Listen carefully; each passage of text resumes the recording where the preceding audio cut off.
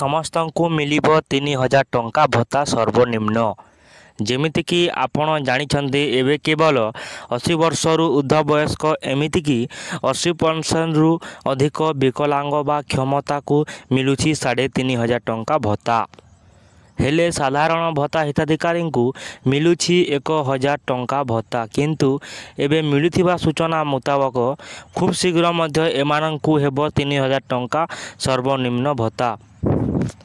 ଆସନ୍ତୁ ସମ୍ପୂର୍ଣ୍ଣ ଅପଡେଟ୍ ଜାଣିବା। ତା ପୂର୍ବରୁ ଭିଡ଼ିଓକୁ ଲାଇକ୍ କରନ୍ତୁ।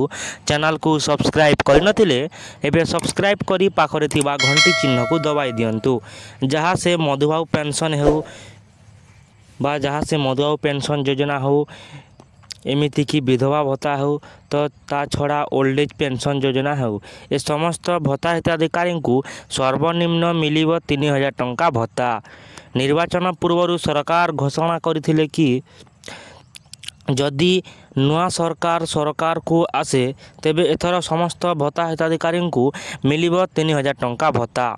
ଏବେ ଜିତିବା ପରେ କେବଳ 80%ରୁ ବା 80 ବର୍ଷରୁ ଉର୍ଦ୍ଧ୍ୱ ହିତାଧିକାରୀଙ୍କୁ ଏମିତିକି 80%ରୁ ଅଧିକ ବିକଳାଙ୍ଗମାନଙ୍କୁ ସରକାର ମଧ୍ୟ 3500 ଟଙ୍କା ଭତ୍ତା ପ୍ରଦାନ କରୁଛନ୍ତି।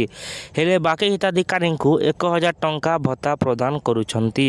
କିନ୍ତୁ ମିଳୁଥିବା ସୂଚନା ମୁତାବକ ଖୁବ୍ ଶୀଘ୍ର ସର୍ବନିମ୍ନ ଭତ୍ତା ହିତାଧିକାରୀଙ୍କୁ ମିଳିବ 3000 ଟଙ୍କା ଭତ୍ତା।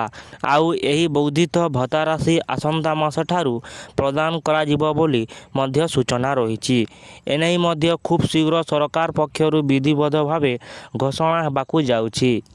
ତେବେ ଆପଣମାନେ କେଉଁ ଜିଲ୍ଲାରୁ ଭିଡ଼ିଓ ଦେଖୁଛନ୍ତି ତାହା ନିହାତି କମେଣ୍ଟ କରି ଜଣାଇବେ। ତ ଫ୍ରେଣ୍ଡସ୍, ଇଏ ହୋଇଥିଲା ଆପଣମାନଙ୍କ ପାଇଁ କିଛି ଅପଡେଟ୍। ଯଦି ଅପଡେଟ୍ଟି ଆପଣଙ୍କୁ ଭଲ ଲାଗିଥିଲେ ଭିଡ଼ିଓକୁ ଲାଇକ୍ କରନ୍ତୁ। ଚ୍ୟାନେଲକୁ ସବସ୍କ୍ରାଇବ୍ କରିନଥିଲେ ଏବେ ସବସ୍କ୍ରାଇବ୍ କରି ପାଖରେ ଥିବା ଘଣ୍ଟି ଚିହ୍ନକୁ ଦବାଇ ଦିଅନ୍ତୁ। ଧନ୍ୟବାଦ।